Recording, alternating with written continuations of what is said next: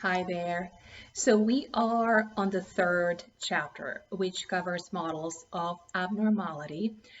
What this really means is that this is a chapter that focuses on the different perspectives that aim to both explain why people may develop mental illness or what contributes to the development and the maintenance of mental illness and how that mental illness might benefit from a specific treatment.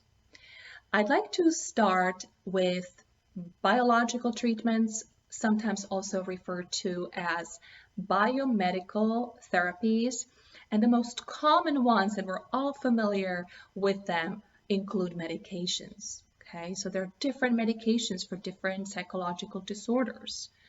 There is stimulant medication for ADHD, for example. There is a range of different medications used for the treatment of depression or anxiety.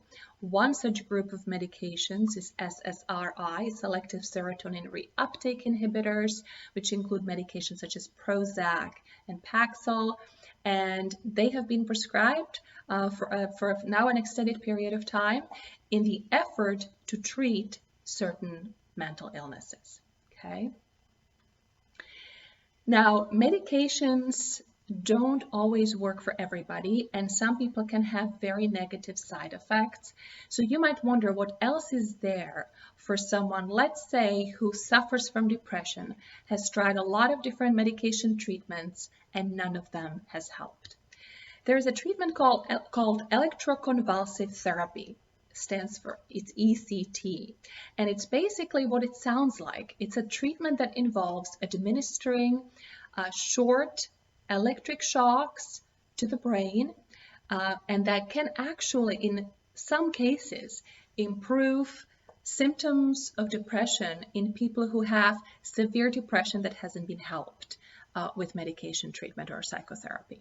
Okay, so there are more listed in the textbook. I'm going to move on to psychotherapy, and I'll talk only here about two different approaches. I'll start with psychodynamic therapies. Psychodynamic therapies stem from what was originally referred to as psychoanalysis. That was an approach to treatment that was developed by Sigmund Freud, and he emphasized the role of the unconscious, which would be all the wishes, desires, impulses that we have, but we're not aware of consciously. Okay? And Freud also emphasized childhood experiences and how those play into not only the development of personality, but also the development of mental illness. Okay? And so psychodynamic therapies is an umbrella term for a variety of different approaches that came out of psychoanalysis, typically have been modified, in some cases quite a bit, but that still emphasize the unconscious and relationships. Okay. I'd like to focus next on cognitive behavioral therapy, because that's one that's very commonly used for a variety of psychological disorders. I want to take a step back and split it into the two terms that go into it, right? Cognitive and behavioral. Cognitive means thinking. So the idea behind cognitive therapy is that the thoughts we have can contribute or intensify certain feelings.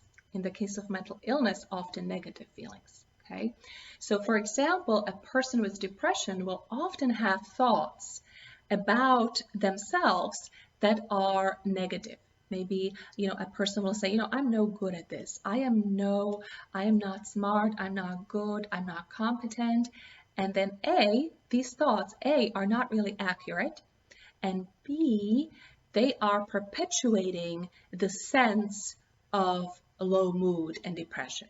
Okay, and the idea behind cognitive therapy, or the cognitive piece of cognitive behavioral therapy, is if you can look at these thoughts that people have, help people see how they're biased, and then help them change them, you will improve as a result how people feel. Okay, so I may help a person see how they are overly negative about themselves, how it's really not true that they're not good. I could ask them to give me examples of the things they do really well on their job, right? And that would be sort of as evidence to the fact that the conclusion I'm not good is really not accurate, it's distorted. And then I would help the person develop more accurate assessment of who they are so that they can feel a little bit better about themselves. Okay, that's the simplified version, a very simple example, but that is sort of what cognitive therapy tends to focus on in a nutshell.